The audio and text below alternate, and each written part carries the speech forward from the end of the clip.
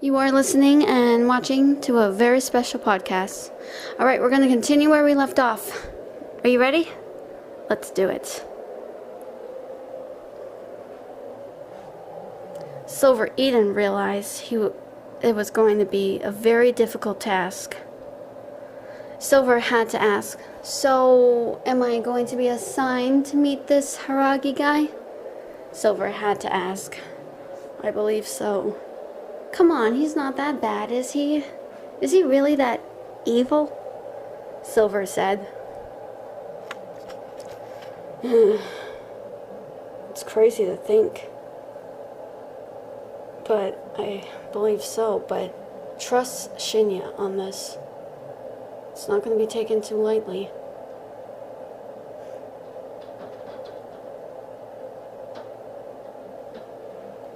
And this whole world is invaded with vampires and horsemen of John? There's also possibly demons. Demons? What happened to vampires? Sylver protested. It's not that easy. Besides, Katrina's already dealing with the fact of rescuing the vampire queen named Cruel Trepis. Trepis? Cruel? That's the vampire queen's name? Well, this one vampire guy, he's a noble, but now he's taking over. His name is Ferret Bathory. He's the one that killed Yu's family, but Mika managed to stay alive, and he was turned into a vampire by the vampire queen. Whoa. Is this vampire queen supposed to be a goddess? Well, on some stories I heard she's sort of resembling a young girl. Whoa.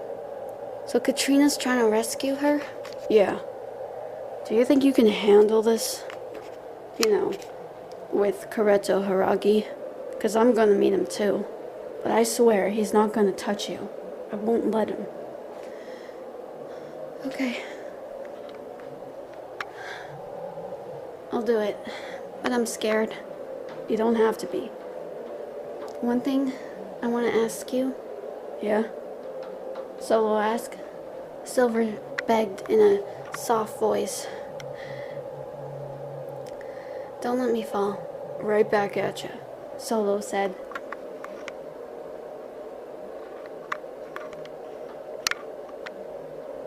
So, they head off. Sylver could feel her heart beating.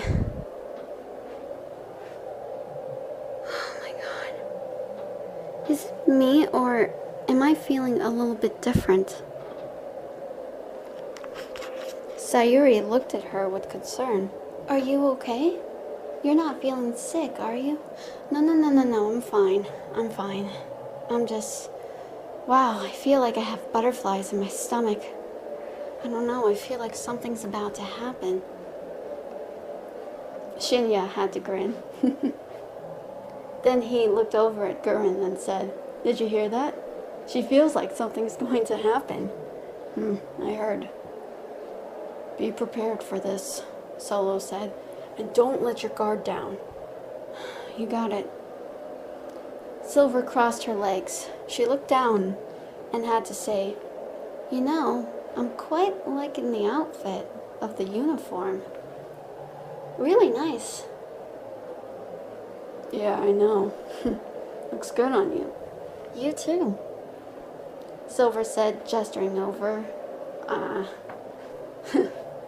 Maybe they could have gotten me something bigger. Oh, now. Don't judge the others on this. You're quite wonderful in uniform. Aw, you're so cute when you're flirting with him. Of course I do. No offense to you. You may be a sweet girl, but I don't take interest in women. Sylver realized this, and she smiled. Ah, you're into guys, huh? Okay. Cool beans. I understand completely. I may not be like you myself on that. I'm totally straight, but I do support this. Okay? But just so we're clear, I just don't want to give myself away. I just got a really weird feeling Not a bad and not a good. If I do have bad feelings about what's going to happen, it's going to make me feel even more anxious. But I love this feeling, you know? I don't know why, but I love it. Are you trying to sound like you're aroused by all this? No. Not really. Well, the excitement is quite alluring, but I can't help myself. It sounds very, strange, does it not?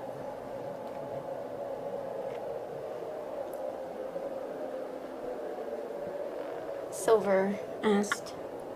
Well, no, not really, but, you might want to not freak out a little too much.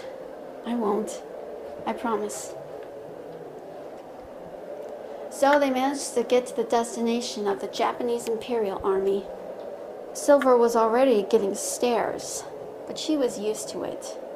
However, the whispers she could hear made her feel uneasy. Whoa, what a beautiful young lady. She could be a young teenager. I don't know. Maybe she's older. She may be even more beautiful than Shinoa's sister. Wow, really? Sylver was confused. Solo put an arm around her. Just keep moving. Ignore them. Right, Sylver said. Sayuri looked over her shoulder. Then she leaned over and whispered, I hope you realize what happens next. I understand. That's when Gurren said, come on. It's just around this corner. They managed to reach the meeting. Sylver looked over at the door. She swallowed a little hard, but she took a deep breath and said, okay. She squared her shoulders and said, let's do it. The door opened, and there in front of her was a tall man, dark hair, slightly tanned. He had some weird eyebrows on him, but there was something about him that seemed a little off. Something sinister. Sylver could feel something about this guy. Wow, he looks like some sort of brave man, but I believe there's something evil about him, she thought.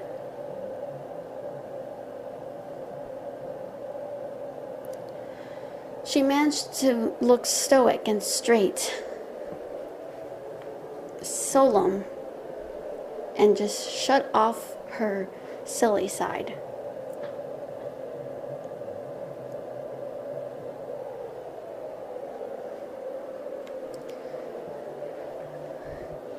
There they were in some sort of room. The walls were blue, and it looked like some sort of science room. Shinya greeted him. Hello, Kareto. It's, good to see you. You're late, Shinya. So are you, Gurren. Where have you been? My apologies, sir. I believe I managed to find some 2 others that can help us out. Kareto looked down at Sylver. Sylver felt a pain in her chest. The guy was looking at her as if he was looking down at a squashed bug. I don't like him, Sylver thought. She managed to remain a smile. Hello, sir.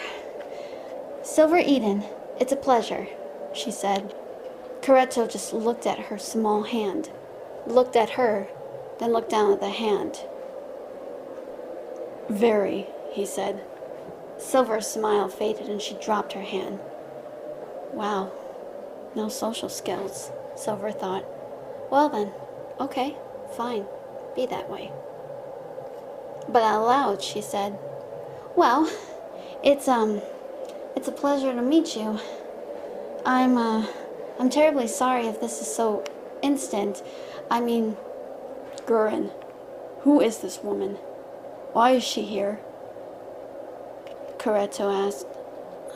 What do you mean? She is one of the greatest bests that I managed to find. She has really great abilities. Abilities? Does she have a demon gear? Well, that's the thing. She came from the other parts of town, and I won't accept this.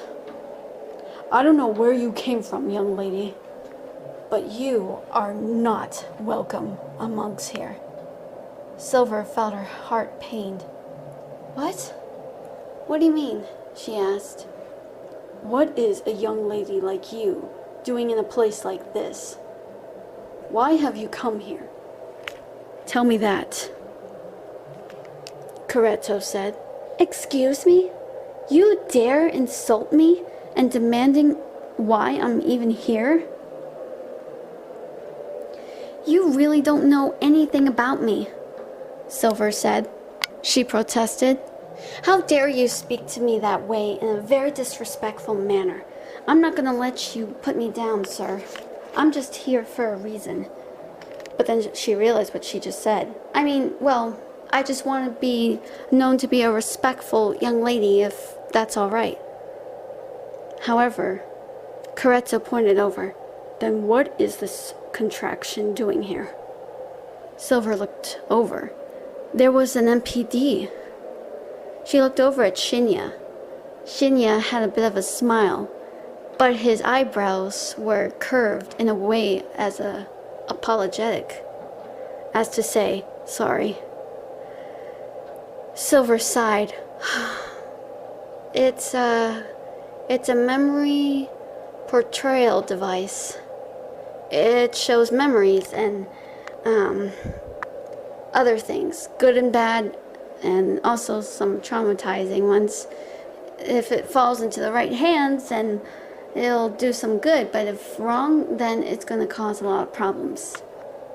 So it's a neutral device. Neutral, huh? Ridiculous, Coretto said harshly. Say what you will, but I won't let you...